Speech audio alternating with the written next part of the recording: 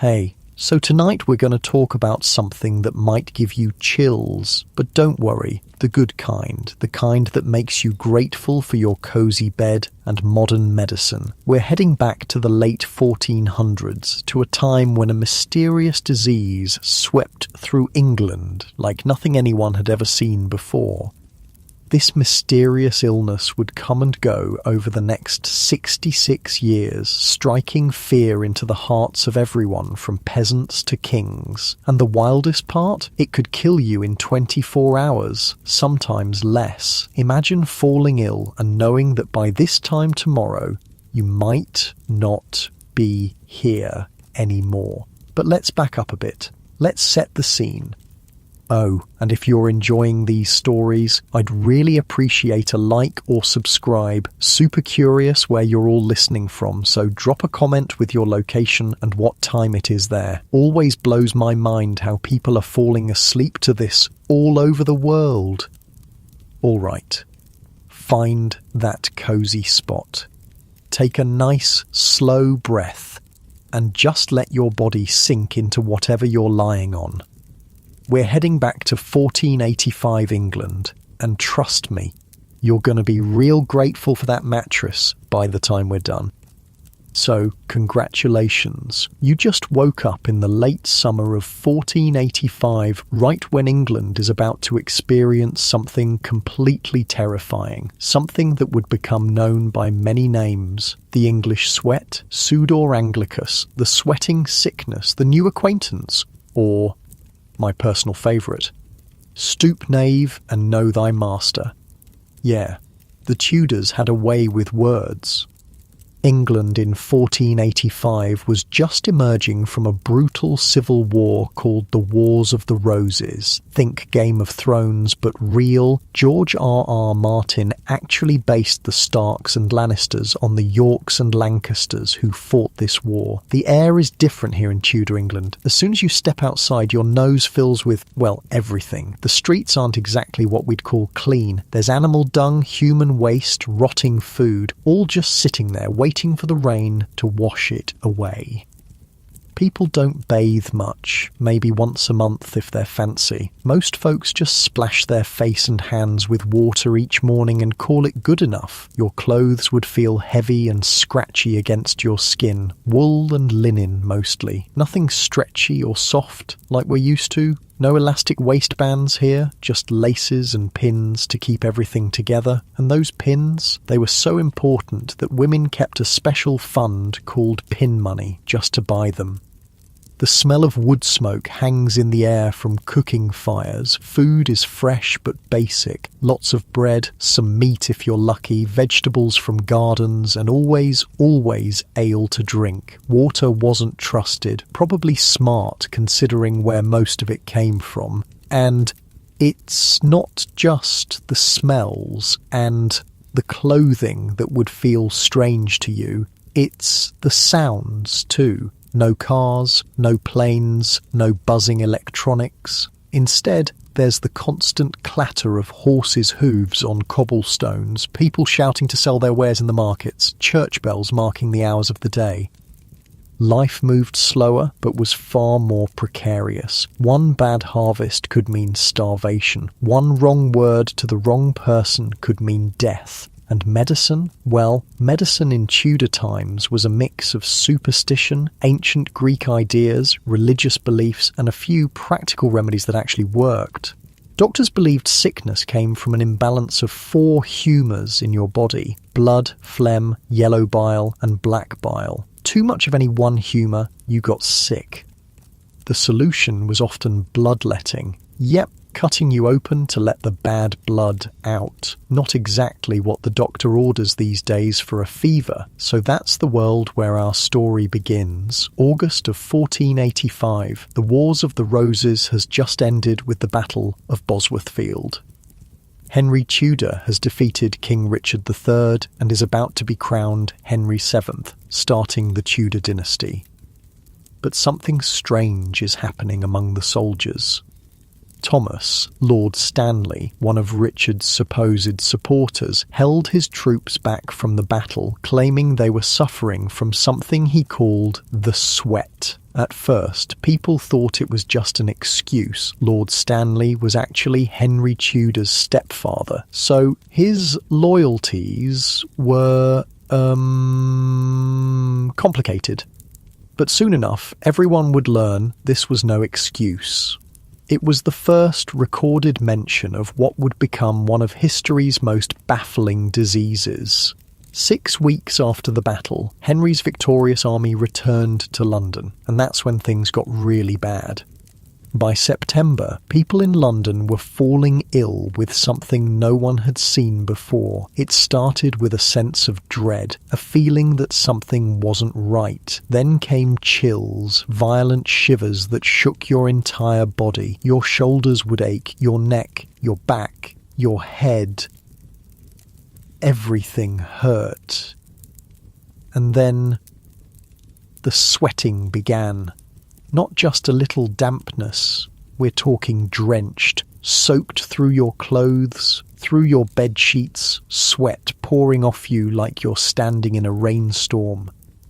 Your heart would race, your body would feel like it was burning up from the inside, nausea would hit you in waves, delirium would set in, making you confused, making it hard to think straight. And all of this happens fast, really fast. One account describes people who were dancing at court at 9 o'clock and dead by 11, 2 hours. That's how quickly this thing could take you.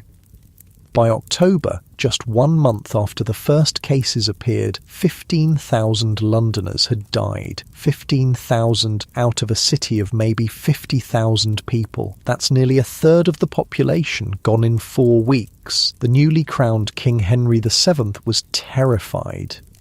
He postponed his coronation and fled the city. But no one really knew where to go or what to do. This wasn't like other diseases they knew. It wasn't the Black Death with its telltale buboes. It wasn't smallpox with its distinctive rash.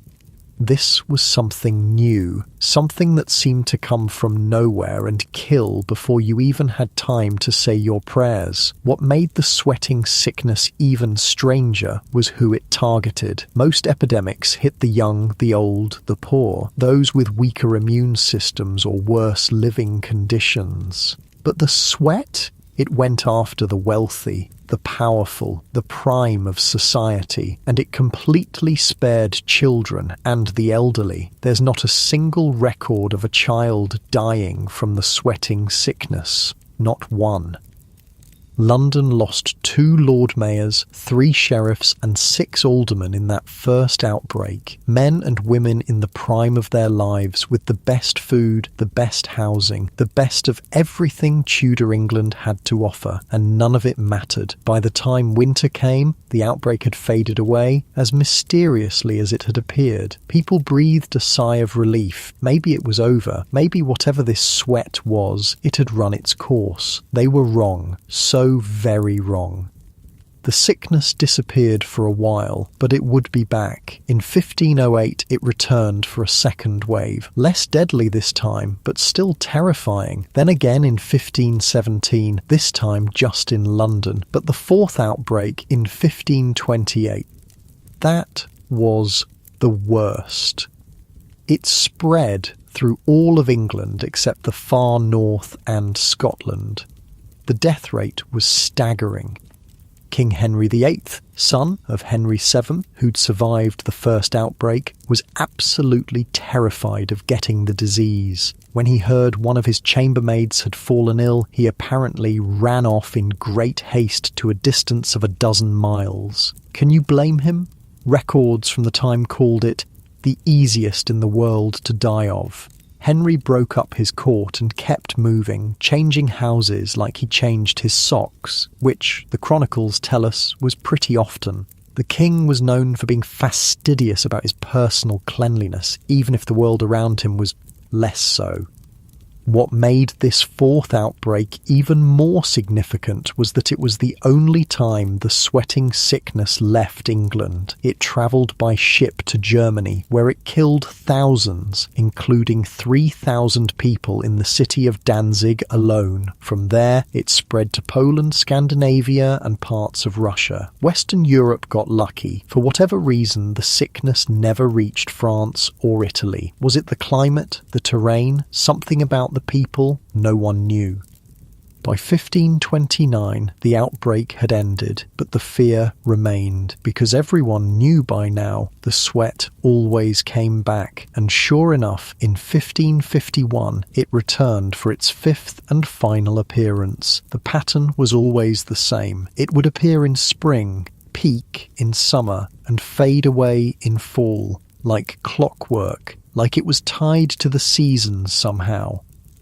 No one in Tudor England had any idea what caused the sweating sickness. Doctors at the time thought it might be a form of influenza. Others blamed evil mists and exhalations drawn out of the ground or impure spirits in the body. A physician named John Caius wrote an entire book about it in 1552. He believed people could avoid getting sick through diet, exercise and moderation in all things. Not exactly wrong, but not exactly right either.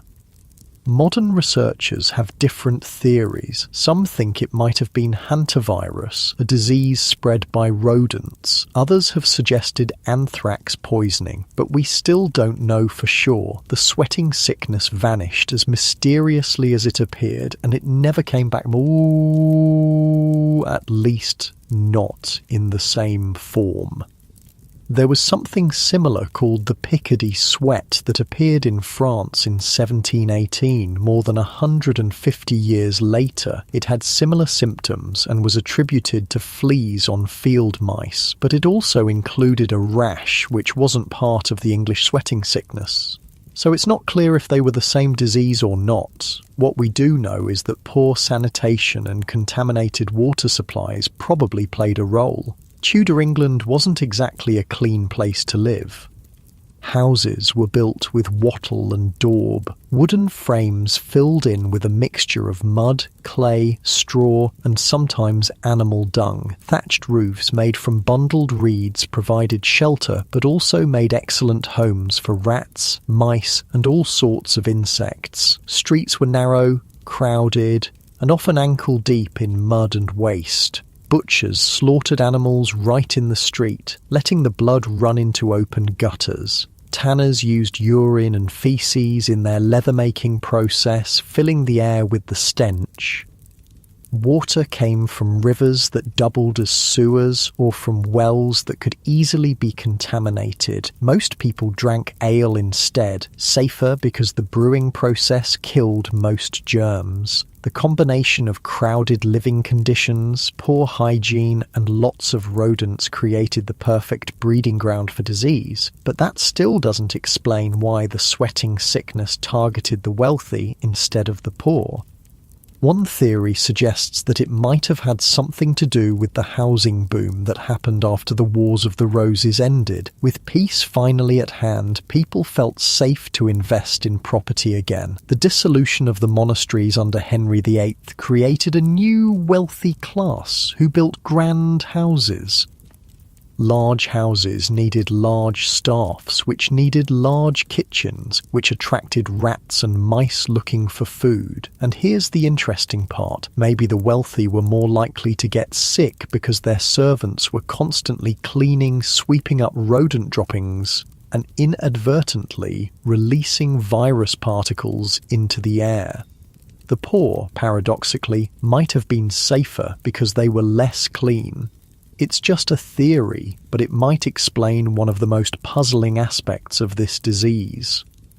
Let me tell you about one particular outbreak that shows just how devastating the sweating sickness could be. King Edward VI, Henry VIII's son, studied at Cambridge University alongside his friends Charles and Henry Brandon, the sons of the Duke of Suffolk. These boys were among the elite of Tudor society. In 1551, during the final outbreak of the sweating sickness, both Brandon brothers contracted the disease. They died on the exact same day, July 14th, 1551. Charles was about 13 or 14 years old. Henry was 16.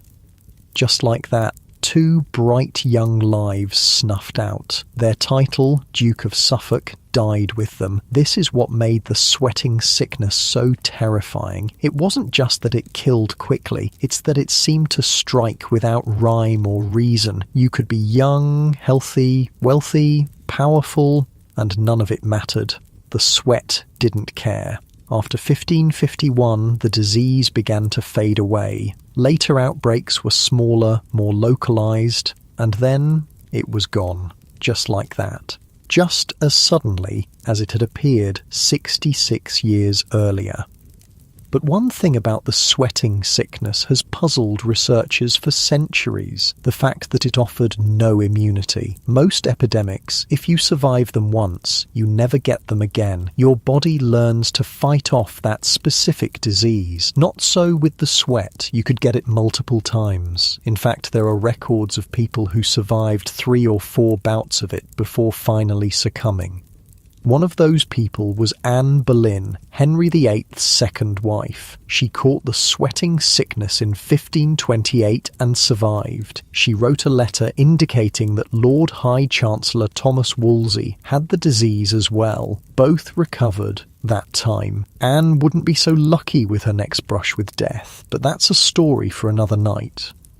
As you lie there, feeling the weight of your blanket, the softness of your pillow, think about how different it would have been to lie in a Tudor bed. The mattress would be stuffed with straw, maybe feathers if you were wealthy. The room would be dark except for maybe a single candle.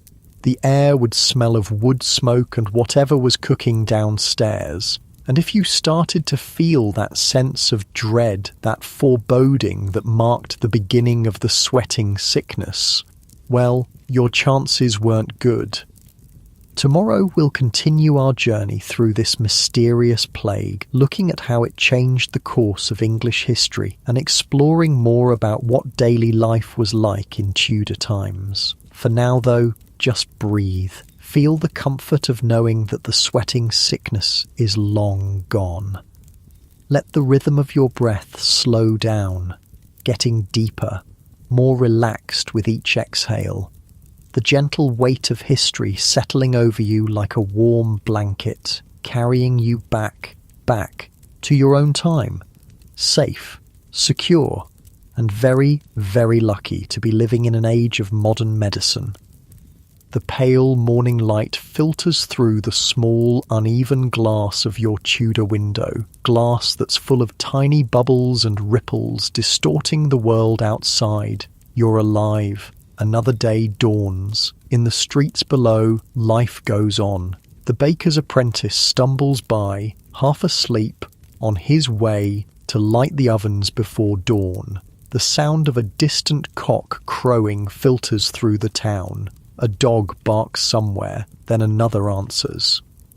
Living in Tudor England means experiencing a world of contrasts. If you're among the wealthy, your morning might start with a servant bringing a basin of water and a linen towel for washing your face and hands. If you're not so fortunate, you might splash some water from a bucket shared by the whole family. Not that the wealthy bathed all that often either. The common belief was that water, especially hot water, opened the pores and let in disease. Bathing too frequently was considered dangerous. Instead, people relied on changing their linen undergarments to stay clean. The linen would absorb the sweat and oils from your skin, and you'd just change it when it got too dirty. That's where the expression keeping clean linen comes from. Cleanliness had a different meaning back then. The well-to-do would rub their bodies with linen cloths, scrubbing away dirt without getting wet. They might use a mixture of white vinegar and rose water to freshen up. Smelling nice was considered more important than what we would call cleanliness. And yet, despite what we might think of as primitive hygiene, the Tudor elite were obsessed with certain kinds of cleanliness. They kept their fingernails immaculately trimmed and cleaned. They washed their hands before eating. They changed their linen shirts, or shifts, frequently. It's just that their understanding of disease was, well, different. But back to our story of the sweating sickness. After the first terrible outbreak in 1485, people lived in fear of its return, and return it did. The second outbreak in 1508 was less severe, but still claimed many lives. The third in 1517 was mainly limited to London, but it was the fourth outbreak in 1528 that truly changed the course of history. The sweating sickness didn't just kill thousands of ordinary people, it reached into the highest echelons of power and altered the fate of England itself. Consider this. Henry VIII's obsession with having a male heir is well known. His first wife, Catherine of Aragon, had given him a daughter, Mary, but no sons who survived infancy. By the late 1520s, Henry was desperately in love with Anne Boleyn, but she refused to become his mistress. She wanted to be queen. So Henry began the process of annulling his marriage to Catherine, a process that would eventually lead to England's break with the Catholic Church and the formation of the Church of England, all because Henry wanted a son. And here's where the sweating sickness enters the picture. In the summer of 1528, just as Henry's great matter, his annulment, was being considered, Anne Boleyn contracted the sweating sickness. She was staying at Hever Castle, her family home, when she fell ill.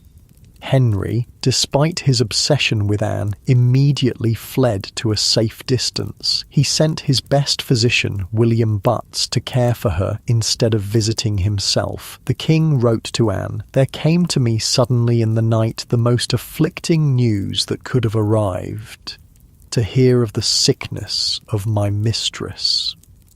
Anne survived. But the outbreak caused delays in the proceedings for Henry's annulment as various officials fled London to escape the disease. Cardinal Wolsey, whom Anne blamed for delaying the annulment, also caught the sweat that summer. He too survived, though he would later fall from power and die in disgrace in 1530 while being taken to London to face charges of treason. The sweating sickness tore through the Tudor court, claiming many lives and sending others, including the king, fleeing in all directions. The court scattered across the countryside, with Henry changing his residence almost daily, trying to stay ahead of the disease. And here's a thought that might keep you awake at night. What if Anne Boleyn had died of the sweating sickness in 1528? Without Anne, Henry might never have broken with Rome. The English Reformation might never have happened. His daughter Elizabeth might never have been born. The entire course of English history, and therefore world history, might have been completely different. All because of a disease we still can't identify with certainty. The terror of the sweating sickness wasn't just in how quickly it killed, it was in how it killed. Imagine lying in your bed at night, the rushes on the floor crackling slightly as a mouse scurries across them. The room is dark except for a single candle's glow. Outside, the town is quiet. Most people are asleep by now. Suddenly, that feeling, the one survivors described, a sense of doom washing over you. Your heart begins to race. Something is wrong, terribly wrong. You begin to shiver, not the mild kind when you're a bit chilly, but violent full-body tremors that make your teeth chatter, your muscles ache as if you've been beaten, your head pounds. And then comes the heat, a burning, consuming heat that seems to start in your core and radiate outward. Your skin flushes red. Sweat begins to pour from every inch of your body. Not the kind of sweat you get from working hard in the field or from sitting too close to the fire. This is different. This is like your body is trying to push all the water out through your skin all at once. Your bedclothes become soaked. The straw mattress beneath you grows damp. Your heart hammers in your chest, racing so fast it feels like it might burst. You're thirsty, desperately, painfully thirsty, but drinking doesn't seem to help. Nausea hits in waves. Your mind becomes foggy. It's hard to think, hard to focus. Faces around you blur. Voices seem to come from far away. And all of this happens within hours, sometimes as few as 2 or 3. By the time the local physician arrives, if there even is one in your area, you might already be beyond help. What would the doctor do anyway? Tudor medicine was ill-equipped to handle such a swift and violent disease. If you were wealthy enough to have a physician attend you, they might try bloodletting. That's right, making you bleed more when you're already weak and dehydrated from sweating. They'd use a sharp blade to cut your vein or apply leeches to suck your blood.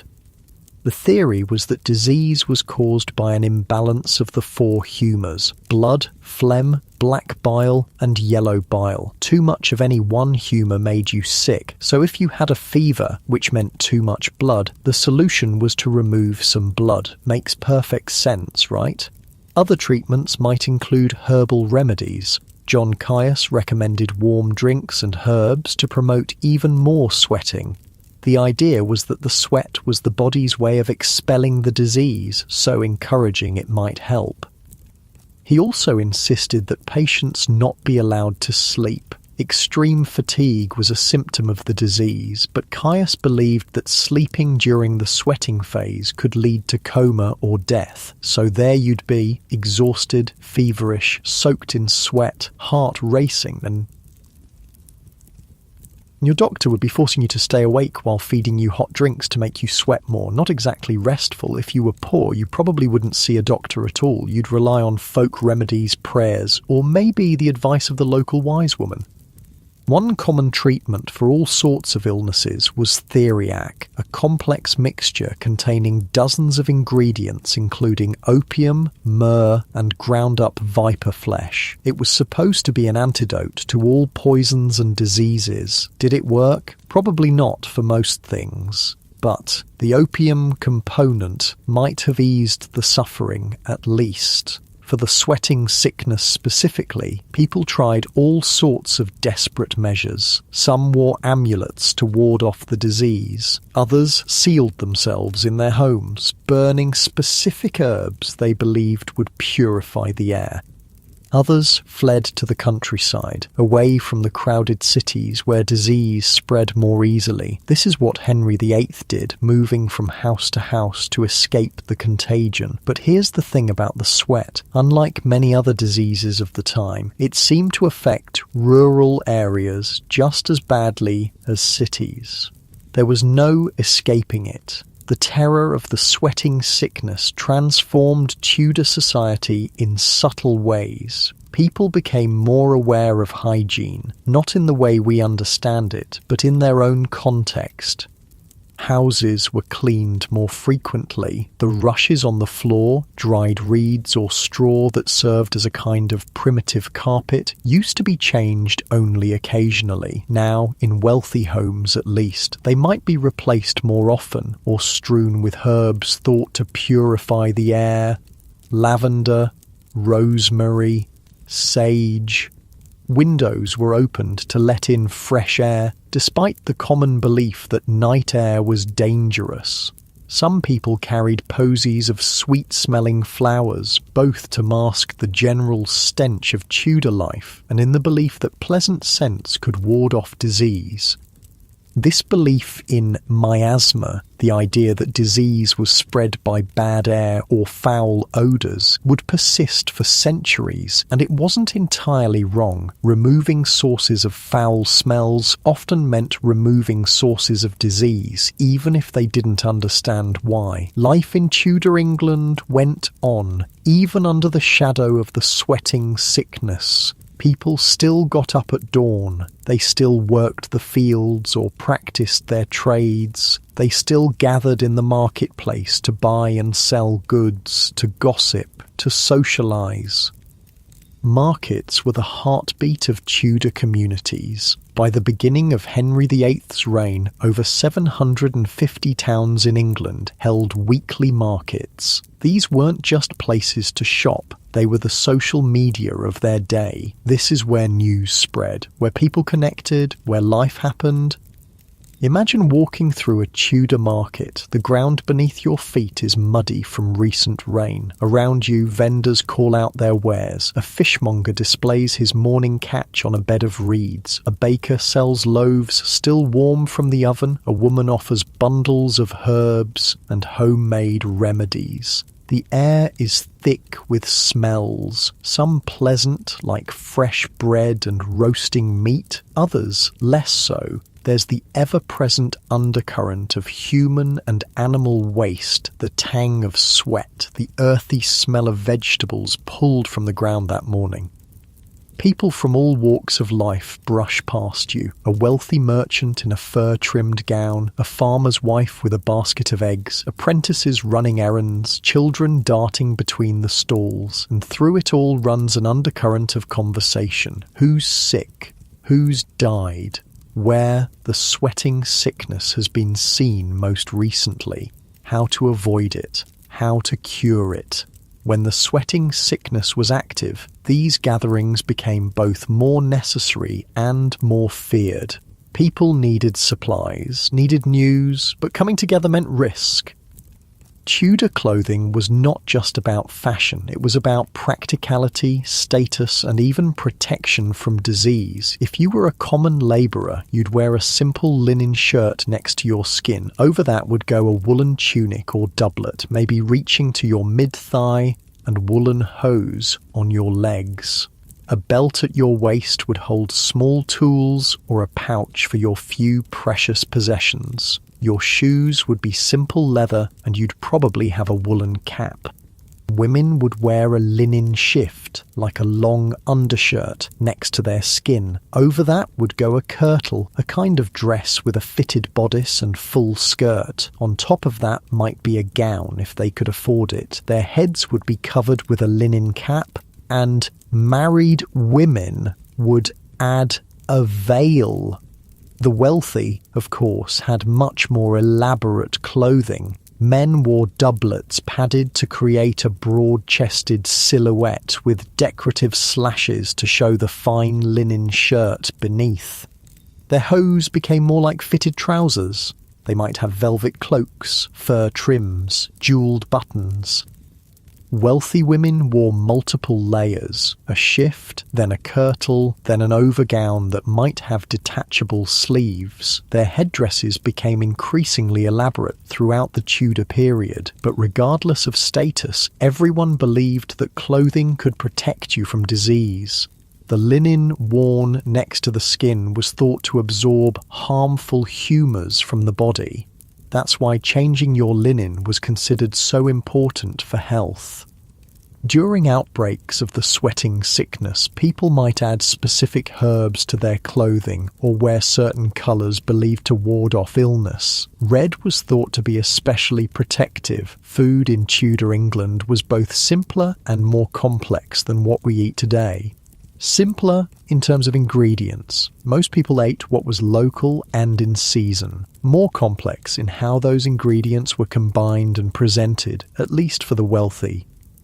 The average person ate a lot of bread. A lot. It was the main source of calories, often consumed at every meal. Depending on your status, this might be fine white bread made from sifted wheat flour, or coarse dark bread made from rye or barley. Meat was a luxury for most people, eaten perhaps once or twice a week. Fish was more common, especially on the numerous fast days when the church forbade meat. Vegetables came from gardens, and fruit was eaten in season.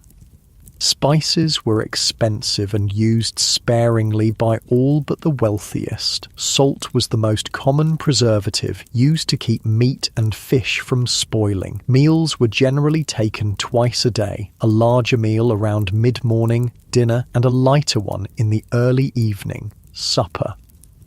People rose and slept with the sun, their days dictated by daylight rather than clocks. Ale or beer was drunk by everyone, including children. It was safer than water and provided calories. Wine was for the wealthy.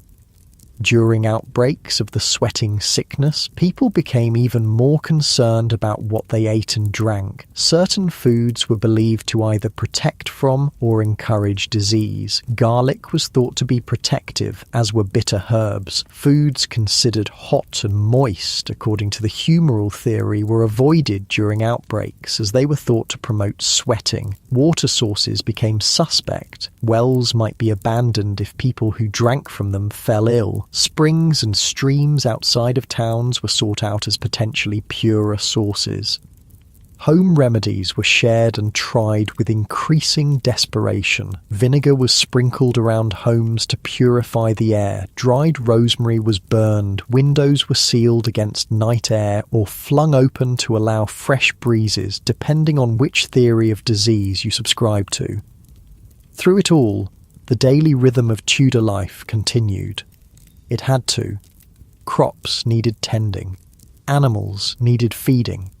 Trade needed to happen. Life went on in the shadow of possible swift death. And for most people, life was already precarious enough without the sweating sickness. Infant and child mortality was high. Women died in childbirth at alarming rates. Accidents, violence, other diseases all claimed lives regularly. The sweating sickness was just one more threat in a world already full of them. But its speed and its mysterious nature made it particularly terrifying. If you survived the initial 24 hours of the disease, you'd likely recover fully, but there was no guarantee you wouldn't get it again during the next outbreak. Unlike many diseases, surviving the sweating sickness once didn't make you immune. This fact alone made it different from other epidemic diseases of the time. The Black Death, for instance, would leave survivors immune, but the sweat could return to claim you even if you'd beaten it before. For the Tudor mind, this suggested something supernatural about the disease. If it wasn't following the normal rules of illness, perhaps it wasn't a natural sickness at all. Maybe it was a divine punishment, or something darker. Let's consider the case of Cardinal Wolsey, Henry's powerful Lord Chancellor. In 1528, during the fourth outbreak, Wolsey contracted the sweating sickness. He survived, but the experience seems to have shaken him deeply. Wolsey had been tasked with securing Henry's annulment from Catherine of Aragon. His failure to do so, combined with Anne Boleyn's enmity toward him, led to his downfall. In 1529, he was stripped of his government office, though he remained Archbishop of York.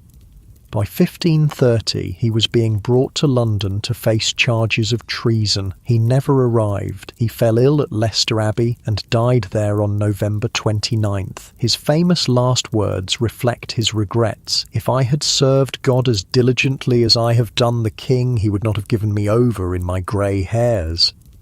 Was this final illness the sweating sickness returning to claim him? Probably not, as it wasn't the right season. More likely it was something else, perhaps typhoid fever. But in the Tudor imagination, diseases were often seen as divine judgment. Wolsey's fall from grace, followed by his death before he could face trial, seemed like perfect poetic justice. Religious responses to the sweating sickness varied. Catholics prayed to saints for protection, particularly St. Roch or St. Sebastian, both associated with plague. Processions and masses were held to ask for divine intervention. As Protestantism began to take hold in England, particularly after Henry VIII's break with Rome, the response shifted. Protestant preachers might present the disease as God's judgment on a sinful nation, calling for repentance rather than saintly intercession. Either way, the sweating sickness strengthened the role of faith in people's lives. When medicine offered little help and the disease struck so swiftly, prayer seemed the only recourse. Churches remained open during outbreaks, despite the risk of contagion. The comfort of ritual and community outweighed the danger for many, and if death might come at any moment, better to be right with God, just in case. For the common people, life during an outbreak became a balance between necessary activities and caution. Markets might have fewer vendors and customers. Taverns might be emptier than usual. People might limit their interactions, avoiding large gatherings when possible. But life had to go on. Fields needed tending. Food needed to be prepared. Work needed to be done. Most people couldn't afford to flee to country estates like the nobility. They had to stay and face whatever came, and curiously, the poor seemed to fare better against the sweating sickness than the rich. Was it exposure to similar diseases that gave them some protection? Was it their diet, simpler and less rich than that of the wealthy? Was it just that fewer cases among the poor were recorded? We don't know. What we do know is that the sweating sickness shaped Tudor society, contributing to the general atmosphere of uncertainty and the awareness of mortality that characterized the age. It also provided an early example of public health measures. Towns affected by the sweating sickness sometimes imposed restrictions on travellers from infected areas. Houses where someone had died might be marked. Belongings of the deceased might be burned. These measures weren't always effective, and they weren't implemented consistently, but they represent early attempts at controlling the spread of disease through community action rather than individual protection. The sweating sickness made people more aware of their connections to others. Your health depended not just on your own actions, but on the actions of your neighbours, your community, your nation. A disease that could kill within hours forced people to think about their place in a larger world. And for the Tudor monarchs, particularly Henry VIII, the sweating sickness represented a threat to their power and plans that they couldn't control through force or diplomacy. It was a reminder that even kings were mortal. As you lie there, feeling the weight of your blankets, the softness of your pillow, try to imagine what it would be like to live with that kind of uncertainty. To know that a disease could appear without warning and claim your life before the next sunset. The comfort we take for granted, not just physical comfort, but the security of modern medicine, of understanding how diseases work and spread, would be unimaginable to someone from Tudor England. For them, the world was full of unseen dangers. The sweating sickness was just one of many threats that could strike without warning, and yet they lived their lives, loved their families, pursued their ambitions just as we do. There's something both humbling and reassuring about that. Humans have always faced uncertainty, have always lived in the shadow of mortality, and we've always found ways to keep going despite it. Feel the weight of your body sinking deeper into your mattress. Far more comfortable than any Tudor bed could ever be. Feel the quiet safety of your room, free from the diseases that haunted our ancestors. Let that sense of security wash over you, gentle like a summer rain. Let it carry you towards sleep. Darkness has fallen over Tudor London. The streets are mostly empty now, save for the occasional night watchman with his lantern held high, calling out the hour. 10 o'clock and all's well. Though really, is it? The only other people out at this hour might be those visiting taverns, or, you're very unlucky, footpads looking for someone to rob. Best to stay indoors after dark in Tudor England, especially during an outbreak of the sweating sickness. Inside their homes, people are settling down for the night. Unlike us, they don't stay up late reading by electric light or watching screens. When the sun goes down, there's not much to do except sleep or worry. And during an outbreak of the sweat, there's plenty to worry about. Imagine yourself in a modest Tudor home. The fire in the hearth has burned down to embers, casting a soft red glow across the room. Most families sleep in one room, often in one bed. Privacy is a luxury few can afford.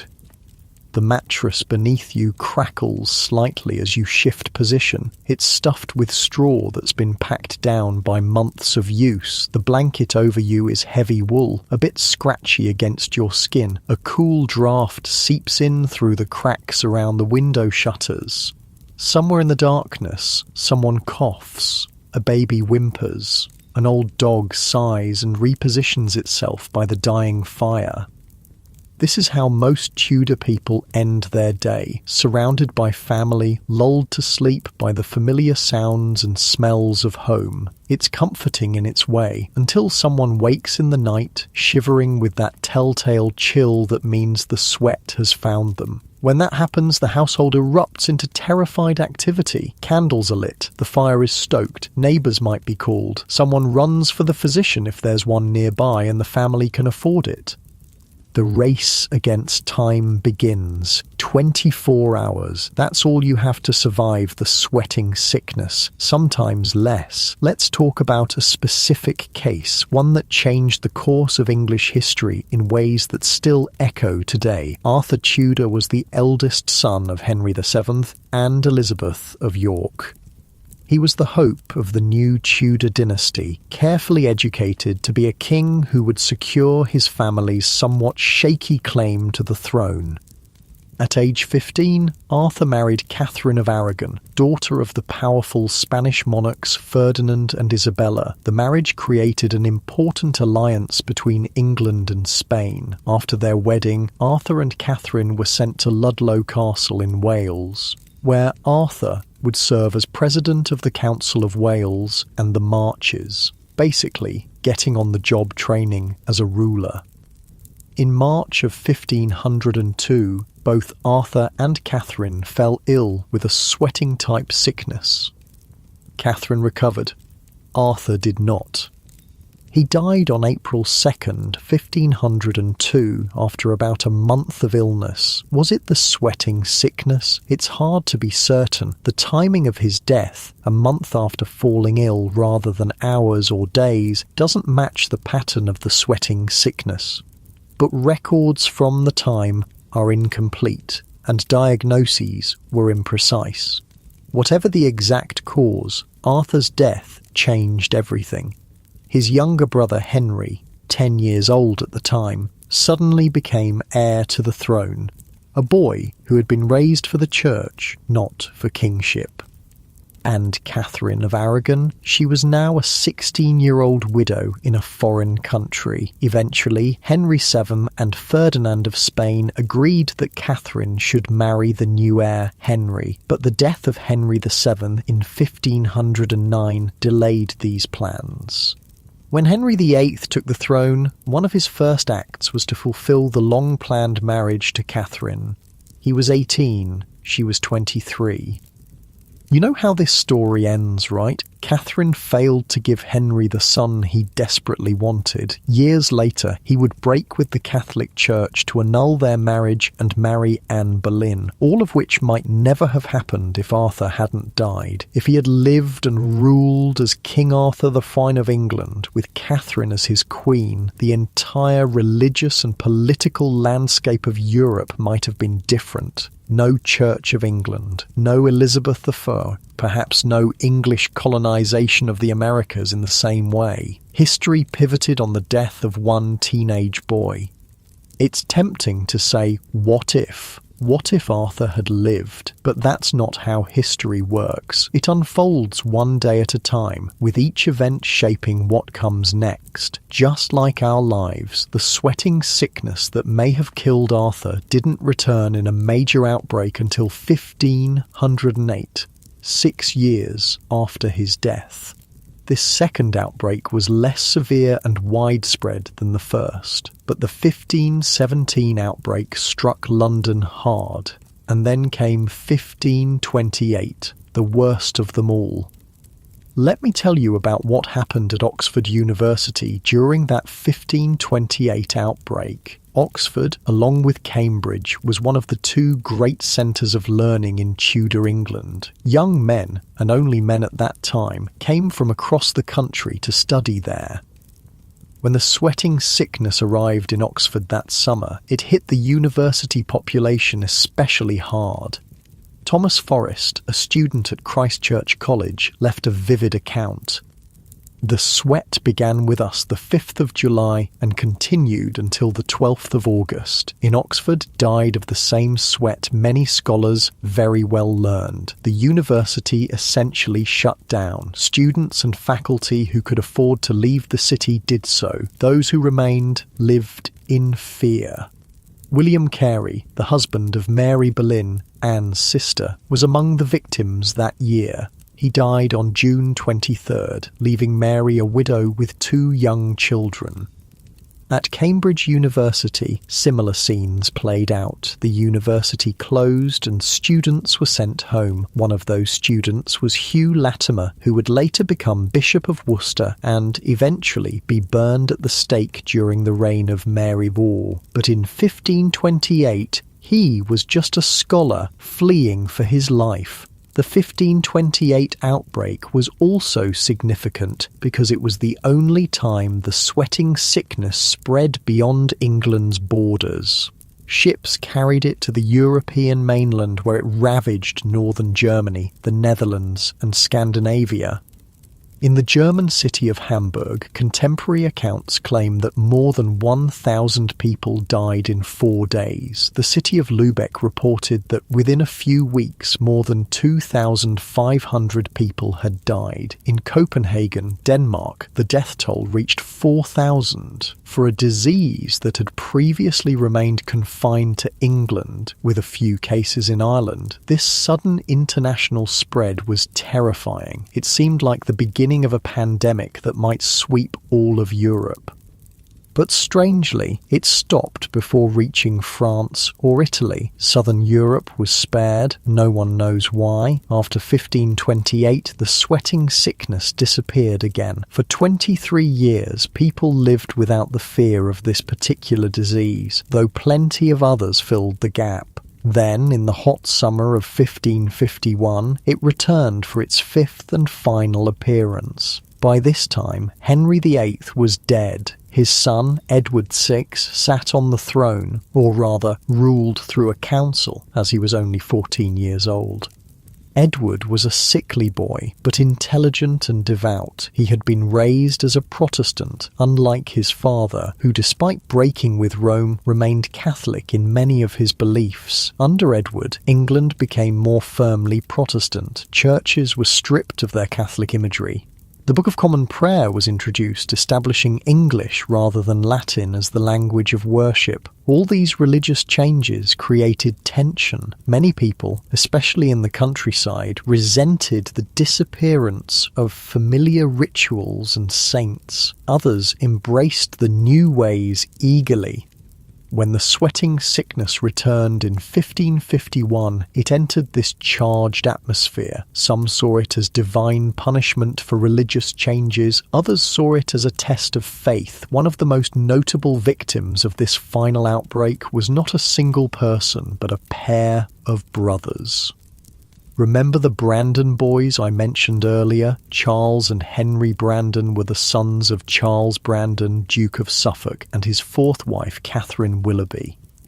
The elder Charles Brandon had been one of Henry VIII's closest friends. He had even married Henry's sister Mary, briefly Queen of France, in a secret ceremony that initially enraged the king. But Henry forgave his friend, and Charles remained a powerful figure at court until his death in 1545. His sons, the young Charles and Henry Brandon, were students at Cambridge University when the sweating sickness struck in 1551. King Edward VI, about their age, was their close friend and companion.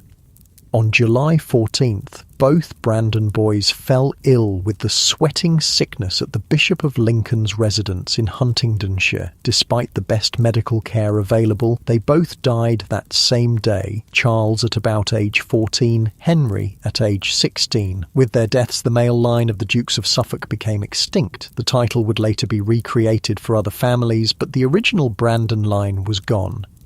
Edward VI was devastated by the loss of his friends. He wrote in his journal, "Two noblemen's sons died of the sweating sickness, Charles and Henry Brandon, one 15 years of age and the other 13. His account was slightly off. Henry was 16, not 13.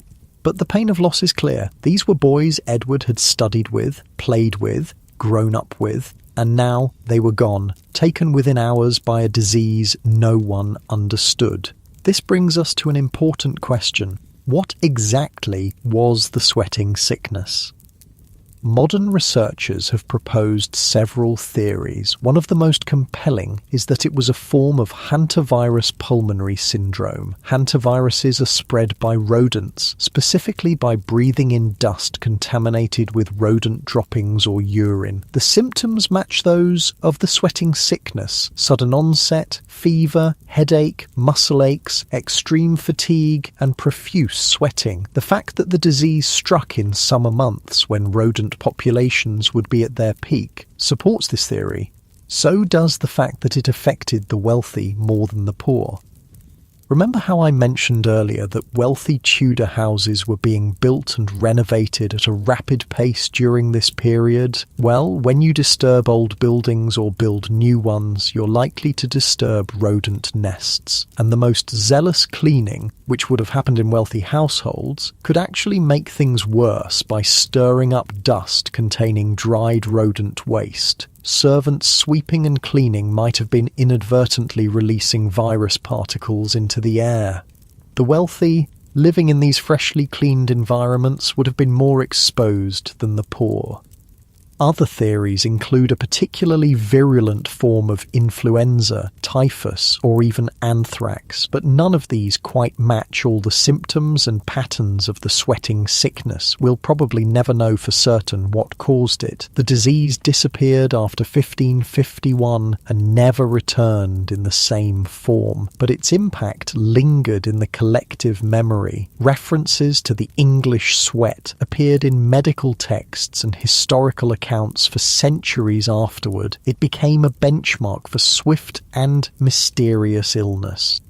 So what was it like to live through these outbreaks? Let's imagine the experience of an ordinary Tudor person. You're a merchant's wife in London. Your husband trades in wool cloth, a valuable export that has made your family comfortably well off. Not nobility, but solidly middle class for the time. Your home is a timber-framed building near Cheapside, one of London's main commercial streets. It's 3 stories tall, with your husband's shop on the ground floor, living quarters on the middle floor, and sleeping chambers above. You have 3 servants, a cook, a maid, and an apprentice who helps in the shop. Word reaches you that the sweating sickness has returned to London. At first, it's just rumours. Someone heard that a merchant from Bristol fell ill after arriving in the city. A woman collapsed in St. Paul's churchyard. Then it becomes more real. The butcher 2 streets over has died. So has the wife of a goldsmith your husband knows, a servant in the mayor's household. People begin to take precautions. Your husband burns sweet-smelling herbs in the shop, believing they purify the air. You make sure the servants change the rushes on the floor more frequently. You give your children garlic to eat and hang dried rosemary in the bedchambers. Some of your neighbours leave the city, retreating to country homes or staying with relatives in areas not yet affected. But your husband's business is here. You can't just leave. Then one morning, your maid doesn't come down to start the fire. You find her in her small chamber off the kitchen, shivering violently despite the summer heat. Her eyes are glassy. She tells you she feels a terrible sense of dread. You know what this is. You've heard the descriptions too many times. You send the apprentice for a physician, but in your heart you know it's already too late. By midday, the maid is drenched in sweat, her skin flushed red, her breathing rapid and shallow. The physician arrives, solemn-faced, a pomander of aromatic herbs held to his nose to protect himself from contagion. He bleeds her, but it seems to make no difference. By evening, she's gone. A life ended in less than a day. Now the fear truly takes hold. Has she infected others in the household? Will you be next? your children, your husband. You scrub the maid's chamber with vinegar. You burn her bedding and clothing. You pray fervently, lighting candles to saints known for protecting against plague and sickness. For the next few weeks, you live in a state of constant anxiety. Every headache, every chill could be the beginning of the sweat. You scrutinize your family members for any sign of illness, but somehow you are spared. The disease passes through London like a storm, leaving death in its wake, but your household remains intact. When it's finally over, when no new cases have been reported for several weeks, life begins to return to normal. Markets fill again. Churches hold services of thanksgiving. People emerge from their self-imposed isolation until the next time, because that's the thing about the sweating sickness during the Tudor period. It always came back, until suddenly, after 1551, it didn't. The final outbreak in 1551 was centred in the north of England, particularly in Chester. John Caius, the physician who wrote the definitive contemporary account of the disease, was there to witness it. Despite its reputation for high fatality, Caius noted that in Chester, the 1551 epidemic did not have a marked effect on the demographics of the population. Records of burials and wills suggest that while many people fell ill, the death rate wasn't as catastrophic as in previous outbreaks. After Chester, the disease appeared in a few other locations, Devon, Exeter, Colchester, but these outbreaks were increasingly isolated and limited, and then nothing. The English sweating sickness vanished from history. Why? No one knows for certain. Diseases sometimes burn themselves out by becoming less virulent over time, or the population develops immunity, or the conditions that allowed the disease to spread change. Whatever the reason, the disappearance of the sweating sickness was as mysterious as its arrival. Let's take a moment to feel what that relief must have been like. After almost 70 years of intermittent terror, the disease simply stopped. The sword that had hung over Tudor England was finally sheathed. People could gather without fear, travel without worry, plan for the future with more confidence. The shadow had lifted. For us, lying here in our comfortable modern beds, it's hard to fully comprehend what it was like to live with that level of uncertainty. Yes, we've had our own pandemics and health scares, but we understand the causes. We have treatments, vaccines, antibiotics. Tudor people had none of that. They had prayer, folk remedies, and hope. That's all. Feel the weight of your body against your mattress, the softness of your pillow, the gentle rhythm of your breathing, in and out, in and out. These simple comforts would have been so different in Tudor times. Your mattress would be lumpy with straw or wool. Your pillow, if you had one, might be stuffed with down feathers if you were wealthy, or more straw if you weren't. Your blanket would be heavy wool, possibly itchy against your skin. The air in your room would smell of wood smoke from the fire, of whatever herbs were strewn on the floor or hanging from the rafters, of the people sharing the space with you. Privacy was a rare luxury. Most people slept in communal rooms, sometimes multiple people to a bed. The sounds of the night would be different too. No distant traffic, no hum of electronics. Instead, you might hear the call of the night watchman marking the hours, the barking of dogs, the occasional shout or song from late revellers making their way home from a tavern. And there would be the ever-present awareness of mortality, not just from the sweating sickness, but from all the myriad dangers of Tudor life. Childbirth, infection from minor wounds, accidents, violence, other diseases like smallpox, typhus, tuberculosis. Life was precious and precarious. Each day was a gift not to be taken for granted. Perhaps that's why Tudor people embraced life with such vigour. They feasted when food was plentiful. They celebrated holidays with enthusiasm. They danced, sang, played sports and games. They loved and fought and lived fully in the moment, because the next moment wasn't guaranteed. The sweating sickness taught them that, if nothing else. As you drift towards sleep, think about the resilience of those Tudor people. They faced a terrifying, mysterious disease that could strike without warning and kill within hours. Yet they carried on. They rebuilt their lives after each outbreak. They adapted, created, loved and planned for the future despite it all. There's a lesson in that, I think, about human endurance, about hope, about finding joy even in uncertain times. Let that thought settle over you like a warm blanket. Let it ease you towards sleep, toward dreams that might take you back to Tudor England, but safely as an observer rather than a participant, and be grateful for the soft bed beneath you, for the clean water you drink without a second thought, for the medicines waiting in your cabinet should you need them. These are luxuries a Tudor king would have envied.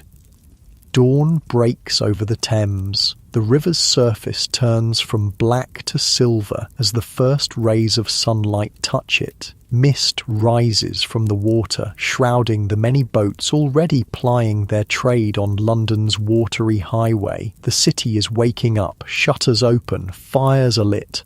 The smell of baking bread begins to drift through the narrow streets. Another day in Tudor England begins. For those living through the times of the sweating sickness, each morning brought a strange mix of dread and gratitude. Dread of what the day might bring. Gratitude for having survived another night. Let's look more closely at how the sweating sickness affected Tudor society beyond just the death toll, because diseases don't just kill, they change how people live, how they think, even how they build their homes. Architecture in Tudor England was evolving rapidly. The end of the Wars of the Roses had brought a new stability that encouraged building. Henry VIII's dissolution of the monasteries in the 1530s released vast amounts of land and building materials onto the market. Suddenly, a new class of wealthy merchants and gentry could afford to build grand houses, and build they did. The distinctive Tudor style, half-timbered walls with the wooden beams exposed, large mullioned windows, decorative chimney stacks, began to appear across the English landscape. Inside these homes, changes were happening too. Medieval great halls began to give way to more specialised rooms, separate dining chambers, studies, bedchambers that weren't shared by the entire household. Some of these changes were driven by changing tastes and increased wealth, but some may have been influenced by experiences with diseases like the sweating sickness. When an illness can spread rapidly through a household, having more separate spaces suddenly seems like a good idea. Being able to isolate the sick becomes valuable. Windows that can be opened to let in fresh air become more important.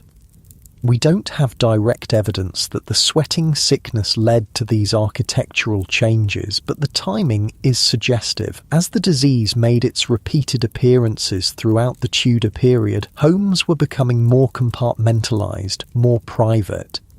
Personal hygiene practices may have been influenced as well. While Tudor people didn't bathe often by our standards, they did care about cleanliness. The wealthy changed their linen undergarments frequently. They washed their hands and faces daily. They cleaned under their fingernails and used tooth-cleaning preparations made from herbs and chalk. During outbreaks of the sweating sickness, these practices may have intensified. Contemporary accounts suggest that people became more concerned with corrupted air and tried various methods to purify their surroundings.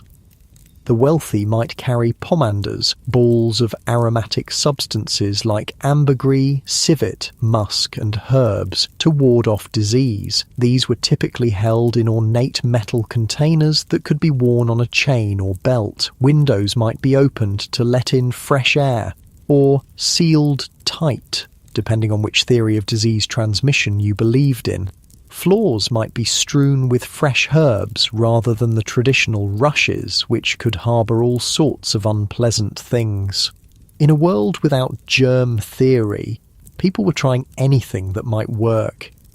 Religion, as we've seen, was deeply intertwined with medicine in Tudor England, but as the sweating sickness continued to appear and disappear mysteriously, it may have contributed to subtle shifts in religious thinking. The Protestant Reformation was gaining momentum during this period, challenging the authority of the Catholic Church. One aspect of this challenge was questioning whether saints could intercede to protect people from disease.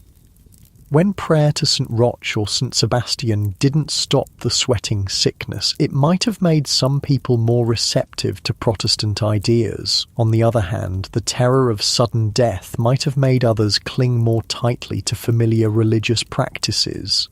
Religion in Tudor England was a complex and contested arena. Henry VIII's break with Rome wasn't primarily about theology. It was about his desire to annul his marriage to Catherine of Aragon.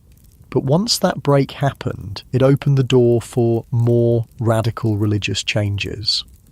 Under Edward VI, England moved more firmly in a Protestant direction. Catholic imagery was removed from churches, the Mass was replaced with English language services, saints' days were downplayed in favour of simple biblical teaching. Then came Mary I, daughter of Catherine of Aragon, who tried to return England to Catholicism, sometimes by force. The religious whiplash continued under Elizabeth I, who established a kind of middle way, a Protestant church with some Catholic trappings. Through all these changes, ordinary people tried to make sense of their world. When disease struck seemingly at random, was it divine punishment, a test of faith, or something more mundane, tied to physical rather than spiritual causes? The sweating sickness, with its mysterious comings and goings, must have seemed like a divine visitation to many, but its peculiar pattern, targeting the wealthy rather than the poor, sparing children entirely, didn't fit neatly into any religious narrative. Perhaps this contributed in small ways to a more naturalistic understanding of disease, not immediately, not explicitly, but as part of a gradual shift in thinking. Speaking of gradual shifts, let's look at how medicine was evolving during this period. Tudor medicine was a mix of ancient Greek theories, medieval practices, folk remedies, and increasingly new observations based on experience. The sweating sickness challenged this medical system because it didn't behave like known diseases. John Caius, whom we've mentioned before, was one of the most important English physicians of the Tudor period. His book on the sweating sickness, published in 1552, was one of the first detailed medical studies of a specific disease in English. While Caius still believed in traditional humoral theory, the idea that health depended on the balance of 4 bodily fluids, he was also a careful observer. He recorded symptoms in detail. He noted which treatments seemed to help and which didn't. He tried to identify patterns in who got sick and who didn't. This approach, emphasizing observation and experience over ancient authority, was a small step toward what we would now recognize as scientific medicine. Not a revolution, but a revolution. Caius advised moderate living as a preventative measure against the sweating sickness. He recommended avoiding extremes of heat and cold, eating a balanced diet, getting adequate but not excessive exercise, and keeping regular hours. Not bad advice, really. While it wouldn't prevent viral infection, living moderately might help the body withstand disease better. Other physicians of the time recommended more specific remedies. Thomas Forestier, who had witnessed the first outbreak in 1485, suggested a mixture of blessed thistle, rosemary and marigold boiled in water with bread as a treatment. Would it have helped? Probably not directly. But staying hydrated is always good when you're sweating profusely, so the advice to drink herbal infusions wasn't entirely wrong. The most dangerous treatments involved bloodletting and purging, deliberately making the patient bleed or vomit to expel bad humours. These would have weakened someone already fighting a serious infection. Despite these misguided approaches, Tudor physicians were trying, they were observing, experimenting, learning. It would take centuries more for medicine to develop a true understanding of infectious disease, but the process had begun.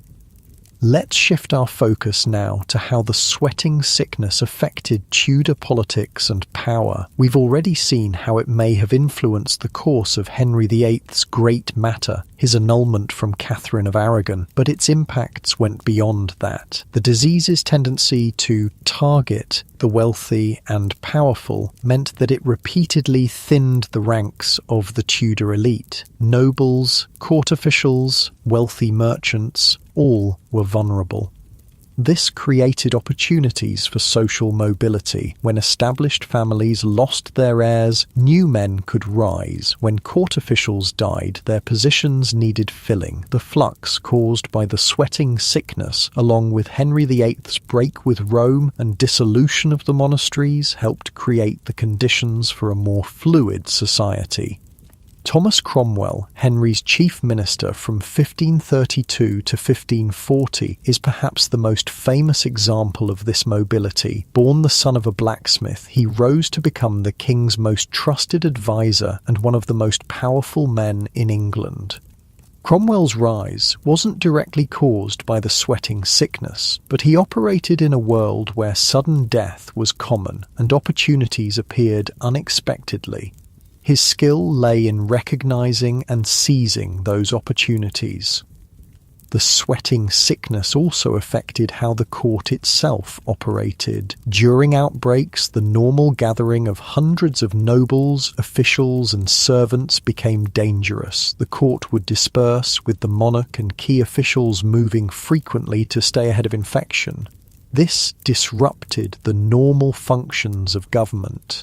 Letters from the period complain about delays in justice, in financial transactions, in diplomatic negotiations, all because key people were either ill, dead, or had fled to safer locations.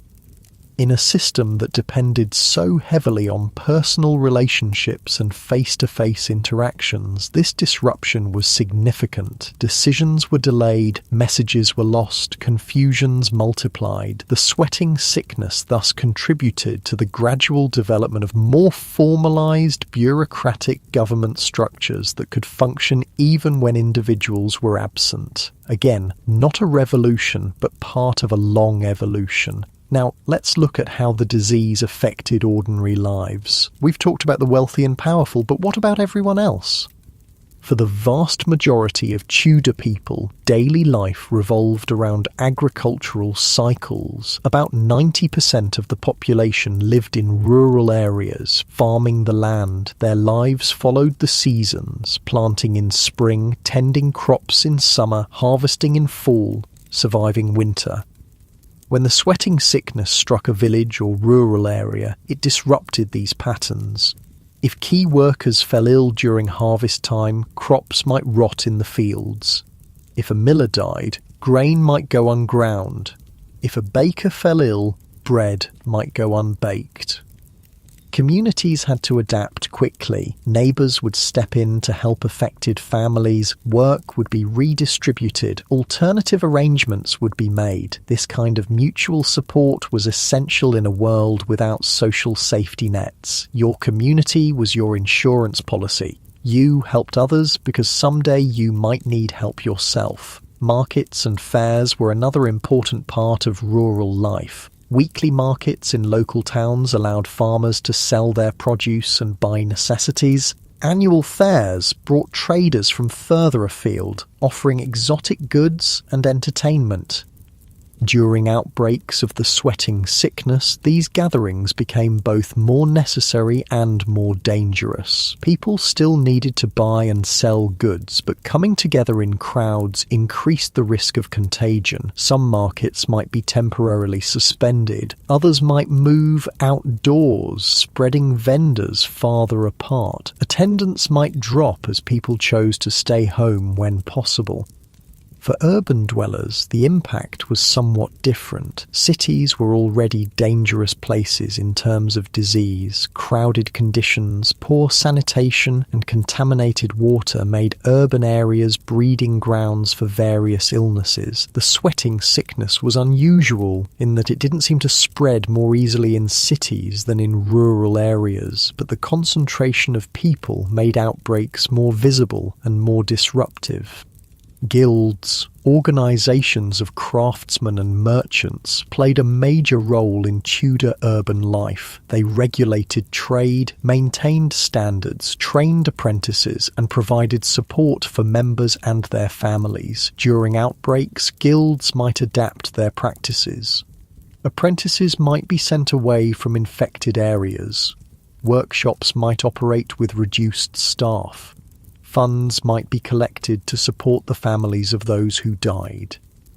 The sweating sickness thus tested and sometimes strengthened these social structures. Communities that pulled together to face the disease often emerged with stronger bonds, despite their losses. Let's think about the specific experience of women during these outbreaks. In Tudor society, women were generally responsible for the health of their households. They prepared remedies, nursed the sick, and made decisions about hygiene and diet that could affect the family's well-being. During outbreaks of the sweating sickness, this responsibility would have felt particularly heavy. The disease struck so quickly that there was little time for outside help. The initial care, perhaps the only care a victim would receive, would come from the women of the household. Women shared remedies and advice, creating informal networks of medical knowledge. Many of these remedies were based on herbs grown in kitchen gardens, plants like rosemary, sage, lavender, and thyme that had genuine antiseptic or calming properties. While these treatments couldn't cure the sweating sickness, the act of doing something, of taking action rather than passively waiting, probably provided psychological comfort to both caregivers and patients. For pregnant women, the sweating sickness posed a particular threat. Pregnancy already carried high risks in the Tudor period, with maternal and infant mortality rates that would horrify us today. Adding a disease that could kill within hours made the prospect even more terrifying.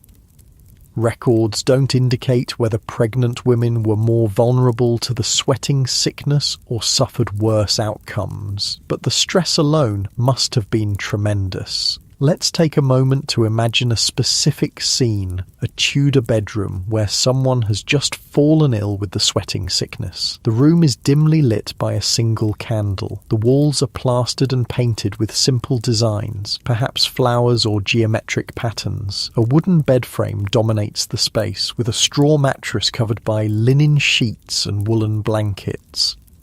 The patient lies on the bed, already beginning to sweat profusely. Their skin is flushed red. Their breathing comes in rapid, shallow gasps. Their eyes are bright with fever. Around the bed, family members move with urgent purpose. A woman wrings out a cloth in a basin of cool water and places it on the patient's forehead. Someone else mixes an herbal infusion in a pottery cup. A third person kneels in the corner, praying fervently. The air is thick with fear, with love, with desperate hope. No one says it aloud, but everyone knows, by this time tomorrow, their loved one will either be recovering or dead. There is no in-between with the sweating sickness. Outside the window, life goes on. A cart rumbles by on the street below. Children laugh as they play some game. A church bell tolls the hour. The contrast between the crisis unfolding in the bedroom and the ordinary world just beyond the walls makes the situation even more surreal. This scene would have played out thousands of times during the various outbreaks of the sweating sickness, sometimes with a happy ending as the patient survived the crucial 24 hours. More often not. Let's return to the broader historical picture. The sweating sickness made its final appearance in 1551 during Edward VI's reign. By 1553, Edward was dead, not from the sweat, but from what was probably tuberculosis. His death sparked a succession crisis. Edward had named Lady Jane Grey, his Protestant cousin, as his heir, bypassing his half-sisters Mary and Elizabeth. Jane ruled for just 9 days before Mary I claimed her rightful place on the throne. Mary, a devout Catholic, set about reversing the Protestant reforms of her brother's reign. Those who resisted, including former Archbishop of Canterbury Thomas Cranmer, were burned at the stake as heretics. Mary's reign was brief, just 5 years, and troubled by failed harvests, economic problems, and an unpopular marriage to Philip II of Spain. When she died childless in 1558, her half-sister Elizabeth took the throne. Elizabeth I would reign for 45 years, establishing a stability that England hadn't known since before the Wars of the Roses. Under her rule, England became a major European power, defeated the Spanish Armada, and began its first colonial ventures. The Elizabethan era also saw a flowering of culture, with writers like William Shakespeare, Christopher Marlowe, and Edmund Spenser creating works that still resonate today, and through it all, through religious upheaval, political intrigue, international conflicts, and cultural renaissance, the sweating sickness remained absent. The disease that had terrorized England for over 6 decades never returned. Its disappearance remains one of history's medical mysteries. Did the virus, if it was a virus, mutate into a less lethal form? Did the human population develop immunity? Did changes in housing, clothing, or behaviour reduce exposure to whatever caused it? We don't know. We may never know. Like so many historical puzzles, this one may remain unsolved. But the impact of the sweating sickness on Tudor England is clear. It shaped royal succession, influenced architectural and hygiene practices, tested social bonds, and remained a source of terror for generations. As we lie here in our comfortable modern beds, it's worth remembering that the security we feel, our confidence that we won't suddenly be struck down by a mysterious disease that kills within hours, is a relatively recent luxury. For most of human history, people lived with levels of uncertainty we can barely imagine. Death could come swiftly, without warning, at any age. Medical knowledge was limited, treatments were often ineffective or actively harmful. And yet they lived, they loved, they created beauty, they built for the future, they found joy where they could. There's something profoundly moving about that resilience, about the human capacity to continue in the face of terrible uncertainty. Feel the weight of your body sinking deeper into your mattress. Feel the gentle rise and fall of your breath. Feel the quiet darkness around you, safe and secure. The sweating sickness is long gone. The people who lived through it, who feared it, who died from it, they're gone too. But their stories remain. Their legacy continues in the world we've inherited. In the buildings that still stand from Tudor times, in the literature and art they created, in the religious settlements they established, in the political systems they developed, and perhaps most importantly, in the lesson they teach us about human endurance, about finding ways to live fully even in the shadow of uncertainty. As you drift towards sleep, carry that thought with you, the knowledge that we are part of a long human story of survival, of adaptation, of finding beauty and meaning even in difficult circumstances. Let that connection to the past comfort you. Let it remind you of your place in the grand tapestry of human experience. And sleep well, knowing that you are the fortunate inheritor of centuries of human struggle, human wisdom, and human hope. Night has fallen once more over our imaginary Tudor town. Stars prickle the sky, visible in the darkness in ways we rarely see them today. No light pollution dims their brilliance. No electrical hum disturbs the quiet. The only sounds are the soft murmur of the river, the occasional hoot of an owl, the distant barking of foxes in the woods beyond the town walls. The night watchman calls the hour, his voice echoing down empty streets. Inside their homes, Tudor people sleep, some in feather beds with embroidered canopies, if they're wealthy, others on simple pallets stuffed with straw, all in darkness broken only by the occasional gleam of moonlight through a window or the dying embers of a fire. They sleep and they dream, unaware that they're living through what future historians will call the Tudor period, a time of profound change, of religious reformation, of cultural flowering, and yes, of mysterious disease. We've explored how the sweating sickness affected Tudor England, from the royal court to ordinary households. We've seen how it may have altered the course of history by killing some and sparing others, by disrupting plans and changing successions. But there's more to this story, more to understand about how the sweating sickness fit into the broader context of Tudor health and medicine, about its legacy, and about what it can teach us today. Let's start by looking at the disease in context. The sweating sickness was just one of many health threats in Tudor England. Bubonic plague remained an ever-present danger, returning in waves throughout the period. Smallpox claimed countless lives, particularly among children. Tuberculosis, then called consumption, was common. Malaria, known as ague or marsh fever, plagued low-lying areas.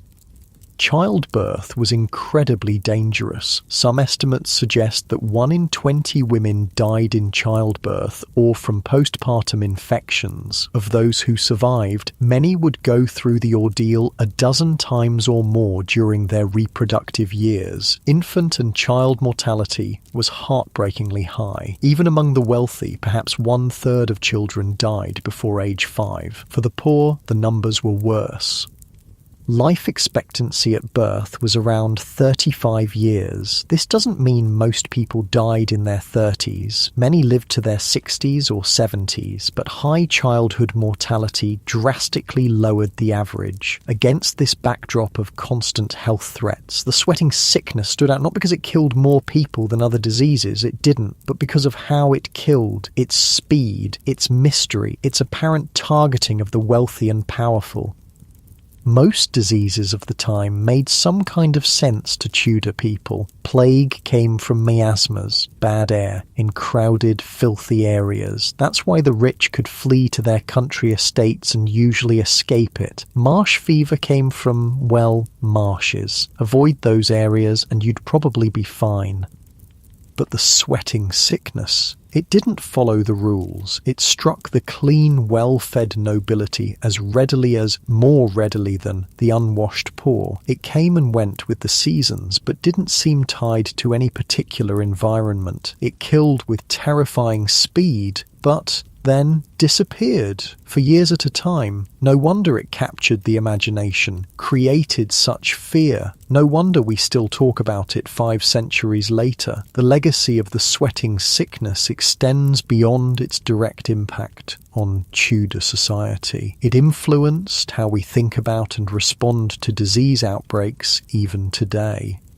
John Caius's book on the sweating sickness, published in 1552, represents an early example of epidemiology, the study of how diseases spread through populations. While Caius still relied on ancient humoral theory to explain why people got sick, his careful recording of symptoms, treatments, and outcomes was remarkably modern.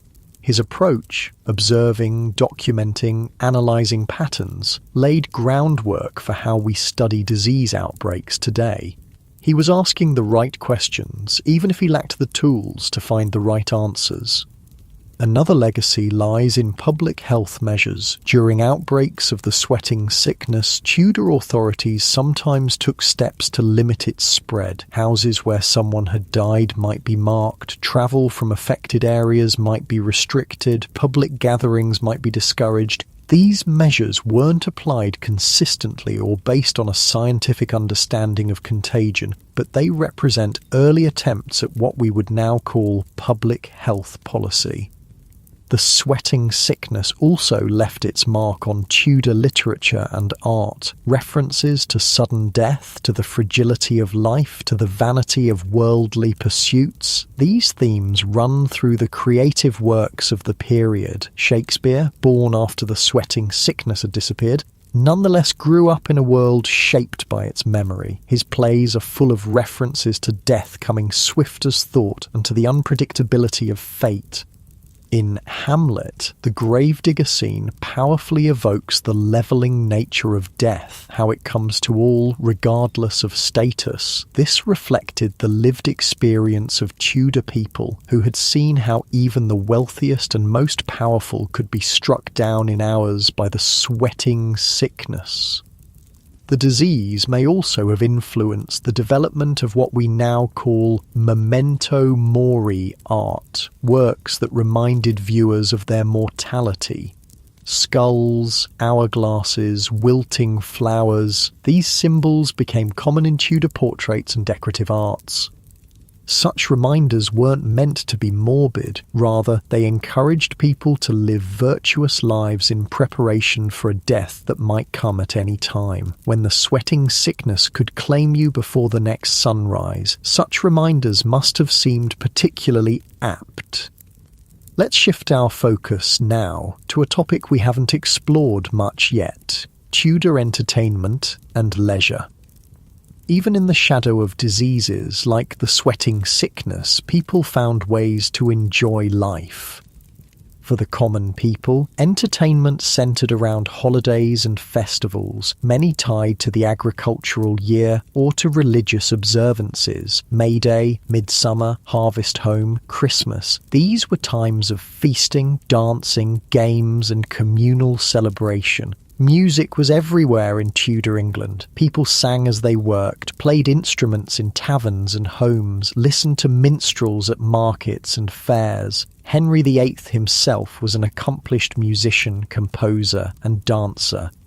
Games and sports were popular across all social classes. Children played with hoops, balls and tops. Adults enjoyed board games like chess and backgammon. Outdoor sports included football, much rougher than today's version, wrestling, archery and various ball games. Blood sports were also common. Bear baiting, bull baiting and cockfighting attracted large crowds. To modern sensibilities, these seem cruel, but Tudor people saw them differently, as tests of courage and demonstrations of the natural order. Theatre emerged as a major form of entertainment during the Tudor period, especially under Elizabeth I, and the first permanent theatres in England were built in the 1570s. By the end of Elizabeth's reign, London had several theatres drawing crowds of thousands. Shakespeare, Marlowe, Jonson and other playwrights created works that appealed to all social classes. Groundlings paid a penny to stand in the yard, while wealthier patrons sat in covered galleries. Everyone, from apprentices to nobles, shared the experience.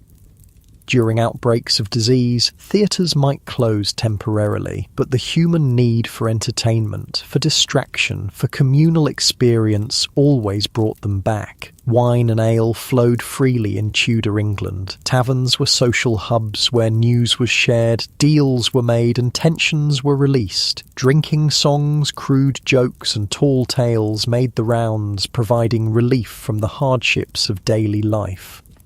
For the wealthy, entertainment was more elaborate, banquets featuring dozens of dishes, musicians and performers hired for private shows, hunting in royal forests, dancing in great halls, masks, elaborate theatrical productions combining dance, music, poetry and spectacle became popular at court. These often carried political messages, celebrating the monarch's power or commemorating important events.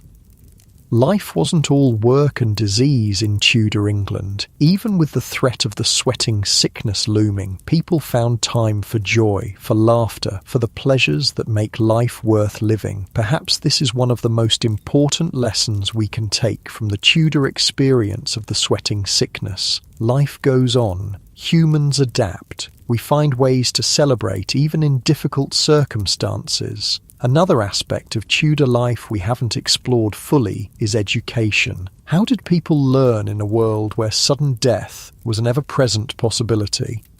For most children, formal education was limited or non-existent. Boys in rural areas might attend a parish school for a few years to learn basic reading, writing, and arithmetic. Girls typically learned domestic skills from their mothers. Most education was practical, preparing children for the work they would do as adults.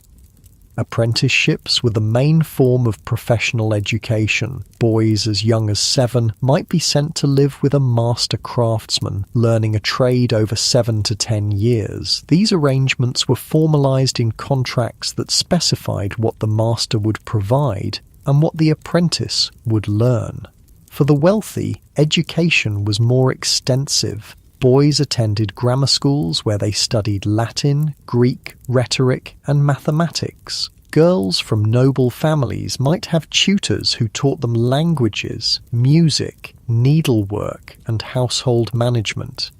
Universities, Oxford and Cambridge, were reserved for men preparing for careers in the church, law, or government. The curriculum remained largely medieval, focusing on theology, philosophy, and classical languages. During outbreaks of the sweating sickness, education, like everything else, might be disrupted. Schools and universities sometimes closed. Tutors might flee affected areas. Apprenticeships might be interrupted by the death of either master or apprentice.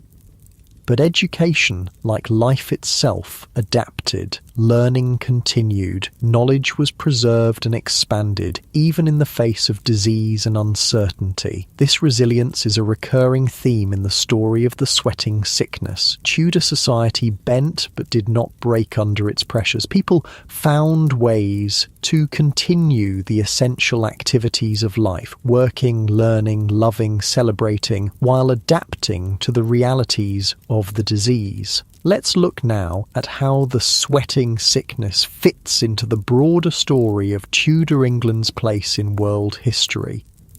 The Tudor period saw England transform from a relatively minor European kingdom into an emerging global power. When Henry VII took the throne in 1485, England was still recovering from the Wars of the Roses. Its economy was primarily agricultural. Its political influence was limited largely to the British Isles.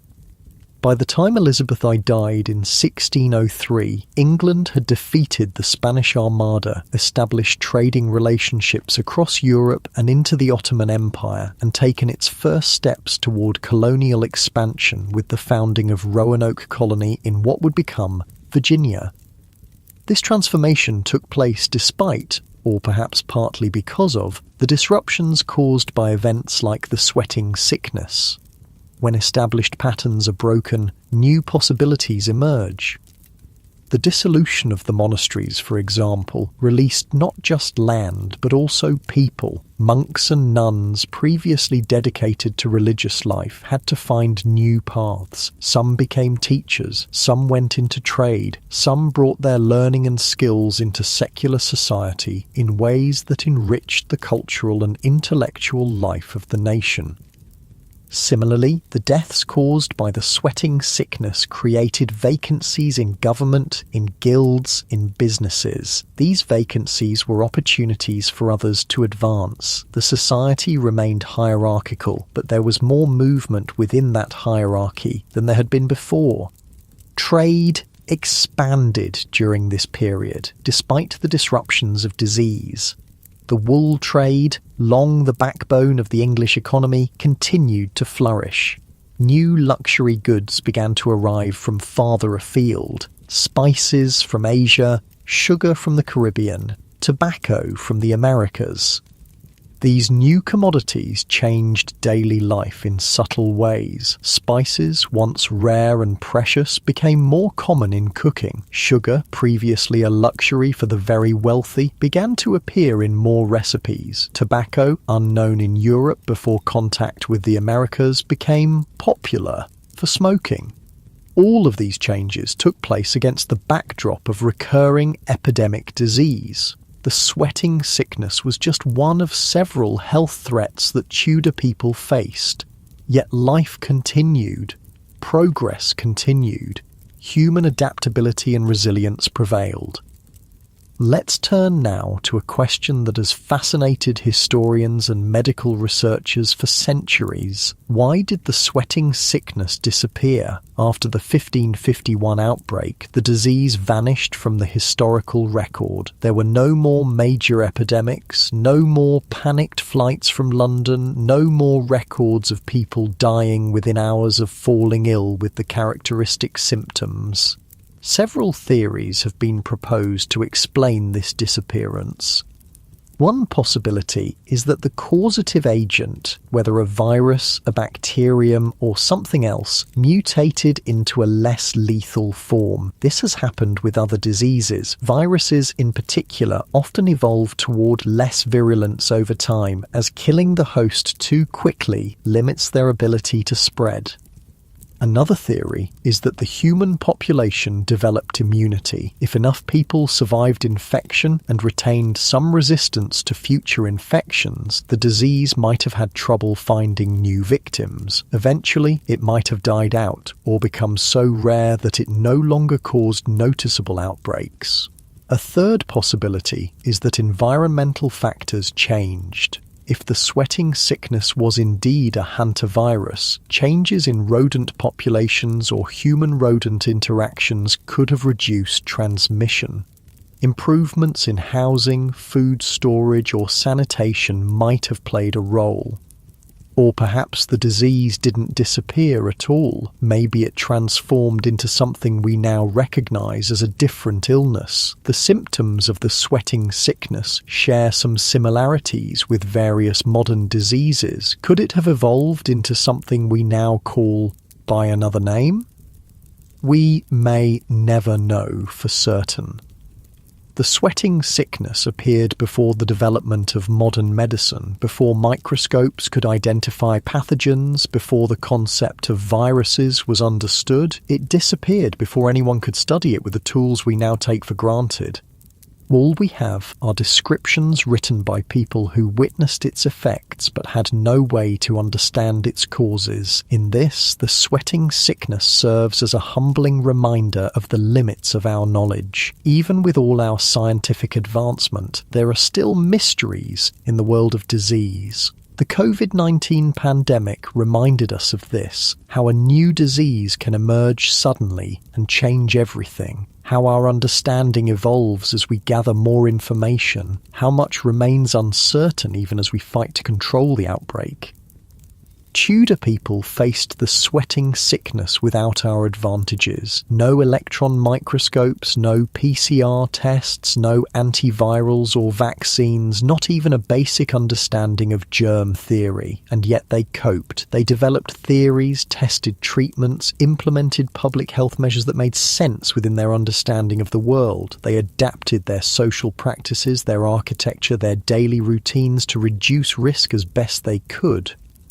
There's a lesson here for us. Human creativity and adaptability are powerful resources in the face of threat. When we don't know exactly what we're facing or exactly how to fight it, we still find ways to continue, to protect ourselves and each other, to build and plan for a future we hope to see. The story of the sweating sickness is, in many ways, a story about uncertainty, about living with questions that have no clear answers, about making the best decisions you can with limited information, about finding meaning and purpose even when the future is not guaranteed. These are timeless human challenges, as relevant today as they were in Tudor England. As our journey through the world of the sweating sickness comes to an end, let's take a moment to reflect on what we've learned, on the connections between then and now, on the threads that link us to those Tudor ancestors across the centuries. We've seen how a mysterious disease appeared suddenly, caused terror and disruption, altered the course of history in ways both large and small, and then disappeared just as suddenly. We've explored how people responded, with fear, yes, but also with courage, with innovation, with community support, with religious faith, with medical experimentation, with artistic expression, with continued engagement in the business of living. We've considered how the sweating sickness might have influenced architecture, hygiene practices, social mobility, government structures, medical approaches, and religious attitudes. And we've reflected on the resilience of Tudor society, its ability to absorb the shocks of repeated epidemics and continue functioning, adapting, evolving. What does all this tell us about ourselves, about human nature, about our capacity to face the unknown? Perhaps it suggests that uncertainty, while frightening, is also fertile ground for growth. That disruption, while painful, creates opportunities for positive change. That facing mortality, while sobering, can deepen our appreciation for life. The Tudor people who lived through the sweating sickness didn't know what caused it or how to cure it, but they didn't let that paralyze them. They acted based on the best information they had. They supported each other. They found meaning in their faith, their work, their relationships, their creative expressions. And when the disease finally disappeared, they moved forward. They built on what they had learned. They remembered, but they didn't remain trapped in fear. There's wisdom in that approach, I think, a wisdom we can apply to our own uncertainties, our own challenges, our own fears. As you drift towards sleep, I invite you to carry that wisdom with you, to remember that humans have faced the unknown before and found ways to thrive despite it. That adaptability and resilience are part of our heritage, gifts from ancestors who survived their own dark times. Feel the weight of your body sinking deeper into your bed. Feel the gentle rhythm of your breath. Feel the quiet darkness surrounding you, protective rather than threatening. The sweating sickness is long gone. The Tudor dynasty is long gone. But the human capacity for survival, for adaptation, for finding beauty and meaning even in difficult circumstances, that remains. It's in you as you lie there. It's in all of us. A legacy more lasting than any disease, any dynasty, any historical era. Rest in that knowledge. Let it comfort you as sleep approaches. Let it carry you into dreams that might visit Tudor England, but only as an observer, safe from the sweating sickness, free to explore that fascinating world from a distance. And when you wake, perhaps you'll carry with you a deeper appreciation for the simple miracle of modern medicine, of scientific understanding, of public health systems that protect us from threats our ancestors faced without protection. Perhaps you'll see your own uncertainties in a different light, knowing how others have navigated even greater unknowns. Perhaps you'll feel a connection to those Tudor ancestors, not just to the famous kings and queens whose names we remember, but to the ordinary people whose names are lost to history, who lived and loved and worked and played in the shadow of the sweating sickness. They are part of your story. Their resilience flows in your veins. Their legacy lives in the world they helped to build, a world that eventually became ours. Sleep now, wrapped in the comfort of that continuity. Sleep knowing that you're part of a human story that stretches back through centuries of challenge and triumph, of mystery and discovery, of fear and courage. Sleep and dream of Tudor England, its colourful clothes and savoury foods, its music and laughter, its faith and determination. Dream of a world both utterly foreign and deeply familiar, where people not so different from you faced each day with whatever courage they could muster. Sleep, and when you wake, carry with you their gift, the knowledge that life goes on, that joy can be found even in uncertain times, that human connection sustains us through our darkest hours. The sweating sickness taught the Tudors about fragility, about how quickly everything can change, about the limits of power and wealth when faced with forces beyond human control. But it also taught them about strength, about resilience, about the human capacity to continue, to adapt, to find new ways forward when old paths are blocked. That's the true legacy of the sweating sickness, not just the lives it claimed or the history it altered, but the lessons it taught, lessons about living fully even when the future is uncertain, about treasuring each day as the gift it is, about the profound value of human connection. Lessons we can still learn from 5 centuries later as we face our own uncertainties, our own challenges, our own fears. So rest easy, knowing you're part of that unbroken human chain, that the wisdom gained through difficulties like the sweating sickness has been passed down through generations, becoming part of our collective inheritance. Let that knowledge settle over you like a warm blanket. Let it ease you toward sleep, toward restoration, toward dreams that might take you to Tudor England but will bring you safely home again.